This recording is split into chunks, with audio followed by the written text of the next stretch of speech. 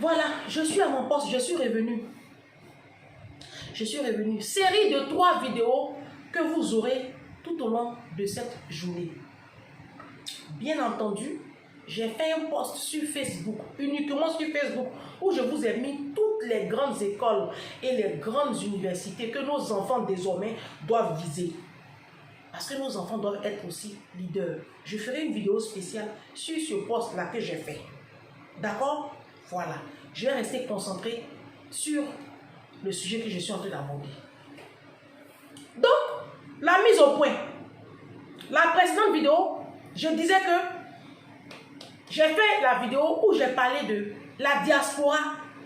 On vit en Afrique à la diaspora. Et puis, au lieu de bâtir nos enfants, on préfère aller construire des appartements, des immeubles, je ne sais quoi en Afrique. Je parle de ça. Et puis, vous sautez, vous tombez. Moi, c'est Ange Prisca Dianzo. Ange Prisca, le blog, ma page officielle sur Facebook. Je suis le défibrillateur des réseaux sociaux. Je suis sur Facebook, sur YouTube, pour aider ma communauté à changer son système de pensée. Où tu me vois là, je suis venu avec mon défibrillateur. Je mets sur ton cœur. Avec ton cerveau étant en état de mort cérébrale, moi, je viens avec le défibrillateur. Je secoue ton cœur. Il reprend, il pompe le sang et le sang va irriguer ton cerveau. Parce que vous êtes tous en état de mort cérébrale. Dieu a béni une personne comme moi pour me déposer sur les réseaux sociaux. Au lieu de bénir Jésus pour ma vie, vous insultez mon gros nez. Mais j'ai dit, oh. Depuis qu'un gros nez ou petit nez a créé quelque chose dans la vie de quelqu'un. Michael Jackson même là, il a changé son nez là jusqu'à la fin, là, il n'avait même plus de nez. Il est mort là. Il n'a même pas atteint même 60 ans sur la terre. À 50 ans, il est mort. Et son nez là était petit comme ça. Moi j'aime mon nez là, je l'adore.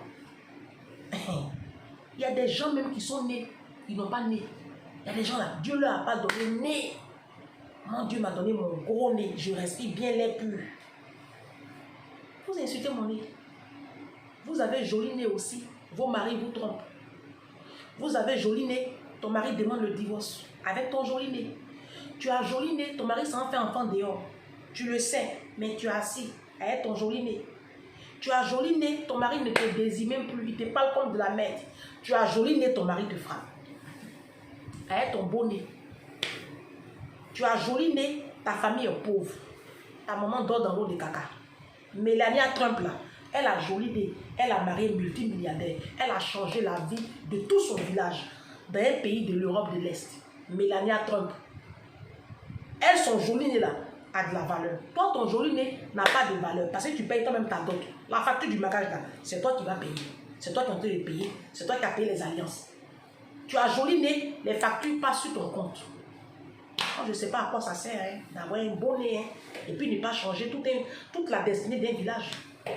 Moi, c'est né de Melania Trump là, moi je considère. Sinon, pour vous, la même, je ne vois même pas la valeur.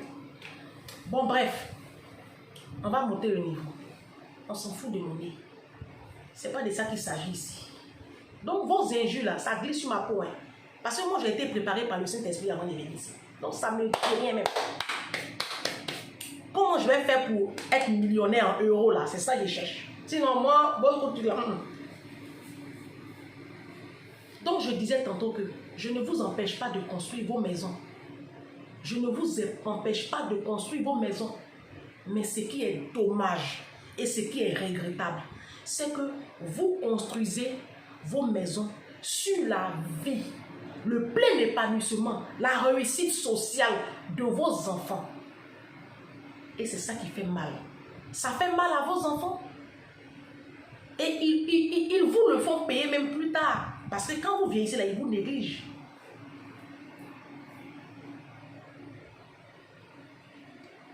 On me dit, Ange, il faut construire en Afrique. Moi, je ne peux pas. Je n'ai pas les moyens de bâtir mon enfant, m'occuper de ma fille et puis construire en Afrique. Je n'ai pas les deux moyens. Plus tard, quand j'aurai beaucoup plus de ressources avec mon entreprise, quand ça va commencer à donner, oui, pourquoi pas. Mais là, mon choix est porté plus sur mon enfant. La pauvre, elle n'a rien demandé. Hein. Elle n'a rien demandé. Parce que quand vous faites ça là, On sait comment vos enfants souffrent ici. On sait comment vos enfants souffrent ici. Enfants des petits noirs souffrent trop en France.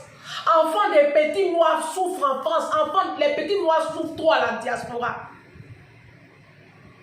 Trop. Moi, quand je suis arrivée ici en France, là, il y a une scène qui m'a choquée. Quand j'étais encore à Évry chez ma mère, je partais travailler à Poissy, donc je me réveillais très tôt. Je croisais souvent, quand je partais prendre le bus, une jeune ivoirienne. Il y a une malienne, elle réveille leur bébé là. Il y a un qui est dans le truc, dans la poussette, il y a un autre qui est tout petit comme ça dans le froid. Un jour, l'enfant avait froid comme ça, il faisait moins 8 degrés, l'enfant là pleurait. Elle a commencé à taper le bébé de 2 ans là. Passe ici, on va rater le bus. J'ai couru comme ça, j'ai pris le bébé dans mes bras. Je lui ai dit, mais pourquoi tu fais ça l'enfant là? Il fait moins 8 degrés. Pourquoi tu fais ça l'enfant là? Elle dit, mais on allait rater le bus. Je dis, mais doucement, il fallait prendre une double poussette. Et je l'ai accompagnée. J'ai raté mon train ce jour. Je suis arrivée au travail en retard. Je l'ai accompagnée jusqu'à chez la malienne pour qu'elle puisse déposer ses enfants chez la malienne. Moi, je n'ai jamais voulu faire enfant comme ça, sans avoir les ressources pour accueillir mon enfant. C'est pour cela que j'ai fait mon enfant ici à 35 ans.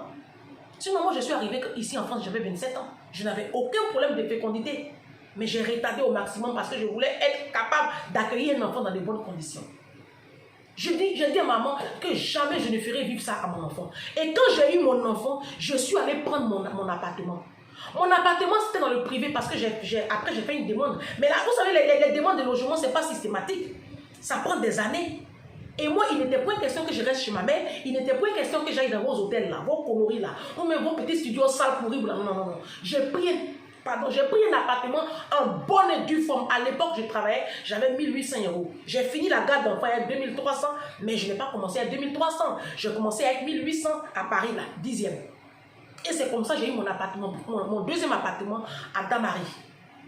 Quand j'ai eu mon appartement à Damary, il coûtait 730 €, 734 € mon appartement. Une chambre salon. Je le payais. Et je payais ma facture d'électricité qui partait avec 129 €. 130 € la facture d'électricité. Et malgré ça, je prenais des filles au père. Moi, ma fille, je n'ai jamais réveillé mon enfant à 5 h du matin. Mes filles qui ont gardé ma fille là, elles écoutent mes vidéos si je mens. Je prenais des filles au père, je ne les maltraitais pas, ce n'était pas de l'exploitation. Je les payais 450 € tous les mois. Tous les premiers du mois, les filles là sont payées. Il n'y a pas une qui va venir écrire sur mon poste que je mens. Je ne les dois pas. Je n'ai jamais sauté un mois. Jamais pendant 5 ans. Parce que moi, j'ai décidé que ma fille n'allait pas être chez la malienne ou chez une femme arabe. Réveiller mon enfant à 5 h du matin. Pourquoi? Pourquoi j'ai fait souffrir mon enfant comme ça? Pourquoi? Mais malgré ça, je portais mes 1 pantalon, mes 2 pantalons. Et c'est comme ça que, dédicace spéciale à Hélène, qui a gardé mon enfant, maman Magousou, maman Angela, maman Gisèle, toutes ces filles-là qui avaient gardé mon enfant. Hein? Que Dieu vous bénisse. Je vous dois beaucoup, Mais on va se voir. Un de ces 4 matins-là, après décembre, je vais faire une petite réunion sur Paris. Je vais vous rencontrer et puis je vais bénir vos vies. Restez, attendez-moi. Donc, je prenais des filles au père qui gardaient mon enfant. 450 €. J'ai 1800. J'enlève 734 pour le loyer. 450. Vous-même, faites les calculs. Quand tu as un enfant ici en France, tu n'as pas d'aide sociale. La CAF fait rien à toi. Mais il manque gaba. Ça ne m'empêchait pas de prendre une fille au père. Je payais la fille au père qui s'occupait de ma fille. Parce que je voulais que ma fille, on s'occupe d'elle bien. Elle n'a qu'à dormir. C'est un bébé de 2 ans. Elle n'a qu'à se reposer. Je n'ai pas envie que ma fille vive ce que vos enfants vivent là. Parce qu'à la diaspora, c'est ce qui s'est passé. Vous qui êtes en Afrique là, c'est ce qui se passe. Tous les petits noirs de la diaspora pratiquement ont vécu ça. On les réveille. Et puis on court. Les moments là, les dépose chez la malienne. Dans des conditions, laisse tomber. Laisse tomber. Et les enfants là grandissent comme ça, dans des frustrations. Ils deviennent aujourd'hui des casseurs. Oh, je vous parle de ça. C'est de ça que je parle. Parce qu'on sait, on connaît tous les réalités de la diaspora. Nous ne sommes pas, on n'a pas de salaire d'ingénieur. C'est pas facile. Parce que déjà, on a de la famille. Ceux qui ont encore les parents même qui vivent, mais eux, c'est la totale. Il y en a même qui ont laissé enfants en Afrique. Donc, il y a gros Western Union à faire dans vos revenus. Donc, je peux comprendre. Mais c'est à cause de ça, il ne faut pas faire beaucoup d'enfants. Je parle de ça. Vous insultez mon gros nez. Moi, aujourd'hui, je fais tout ça. Je me sacrifie. Je porte un pantalon. Je porte les mêmes vêtements. Je mets la main de côté pour bâtir ma fille. Parce que je n'ai pas envie que demain, ma fille là, je veux que demain là, quand on dit le nom de ma fille là, je veux que tout le monde s'arrête. Si, c'est mon souhait. C'est mon rêve le plus ardent. C'est ce que moi j'appelle la réussite. Je ne veux pas que ma fille ait un nom anonyme. Je veux que ma fille dirige les plus grandes instances internationales dans le monde. Je veux qu'elle soit nommément connue. Quand on dit son nom là, on sait de qui on parle. Si. La vie qu'elle a là, chacun sait sur quoi il compte, sur les rêves qu'il a. Parce que c'est les parents qui définissent les rêves de leurs enfants. Hein. C'est les parents. Vous avez de petits rêves pour vos enfants.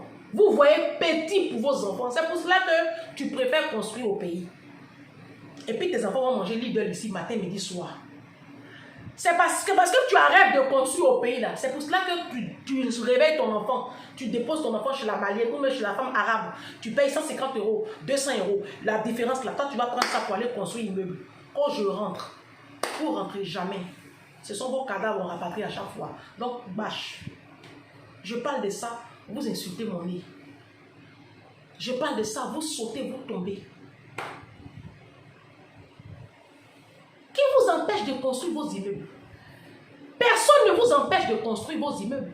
Mais quand tu décides de construire là, quand tu quittes l'Afrique, tu prends bateau, tu prends avion, et puis tu viens à la diaspora, et puis dans ta tête là, tu veux retourner là.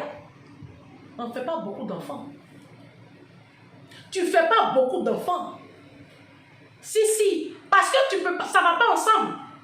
Ça ne va pas ensemble. Tu ne peux pas être en train de prendre les enfants comme une chienne et puis en même temps penser, investir, réaliser des choses en Afrique. Ça ne va pas ensemble. Parce que ceux-mêmes qui vous demandent d'aller investir en Afrique, là, ils ont un enfant. Hein. Ils ont un enfant, 2 enfants. Les Philippe Simo, là, ils n'ont pas 4, 5. Ça ne va pas ensemble.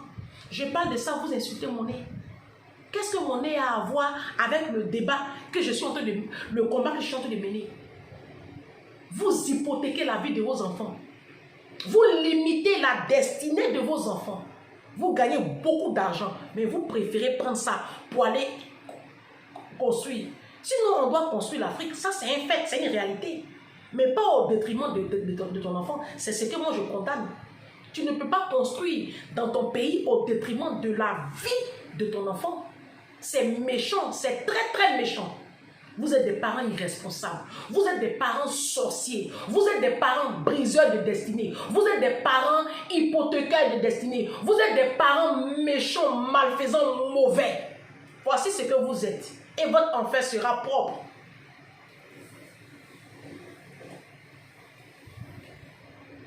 Non, j'ai le gros nez. Et alors? Quand tu as petit nez là, ça apporte quoi au PIB de ton pays? Ou au PNB de ton pays? Ton petit nez là, ça a apporté quoi à ta famille? Ça apporte quoi dans ta vie? Tu as petit nez là, mais regarde ta vie. Ta vie fait pitié malgré ton petit nez. Tu as une misérable petite vie. Tu n'arrives même pas à faire les devoirs à tes enfants. Parce que même si M2, même, tu n'as même pas son niveau. Tu n'as jamais mis pied au collège même. Vous venez à la diaspora, au lieu de retourner à l'école, de vous former. C'est la construction des immeubles qui est dans vos têtes. Regarde comment vous êtes bêtes. Et je parle de ça et puis vous m'insultez. Bon sang de merde, vous m'insultez pourquoi? Ce que je dis là, si ça ne vous arrange pas là, vous me déposez et puis vous avancez. Bloquez-moi. Bloquez-moi cette page-là, mais avancez, je vais continuer avec le peu qui sont là. Vous pondez des enfants comme des chiens, vous ne pouvez rien créer dans la vie des enfants là. Quand on finit de pondre, quand on a projet de construire au pays là, on ne fait pas enfant. On ne dépasse pas 2 enfants. Quand vous finissez de faire vos enfants avec les sauvages de Paris là, les aligner comme des morpions là, qu'est-ce que vous avez? Bâtissez la vie de vos enfants. Je parle de ça que vous insultez mon gros nez, bon sang de merde. Non mais il y a quoi? Je m'en fiche. Vidéo numéro 2. J'ai pas encore fini avec vous. Attendez-moi. Regardez-les-moi là-bas. Bande de sauvages que vous êtes. Vous êtes une bande de sauvages. Les Africains, vous êtes sauvages. C'est à cause de ça les Blancs ne nous respectent pas. Les Blancs ne peuvent pas nous respecter. Vos enfants sont débraillés à l'école. Vos enfants sont débraillés à l'école. Parmi les Blancs, là, c'est toujours eux qui sont mal vêtus. Parmi les petits Blancs, là, c'est toujours vos enfants qu'on regarde. Dans les transports en commun, ce sont vos enfants qui ont le comportement de sauvages. Jamais de vacances pour vos enfants. Ils vont jamais dans... Ah, mais ça, c'est quel peuple, ça? Oh, je suis en train de construire immeuble au pays. Mais il faut construire. Mais ton enfer sera clair. Vous venez de construire aussi là. Vos enfants vous en veulent à vie. Et ils vous le font payer. Vos enfants vous le font payer. C'est ça, ils sont en train de vous montrer là. Et puis ton oreille est mouillée la nuit. Tu n'as rien vu encore. Tu vas lire en hébreu. Bande de sauvages.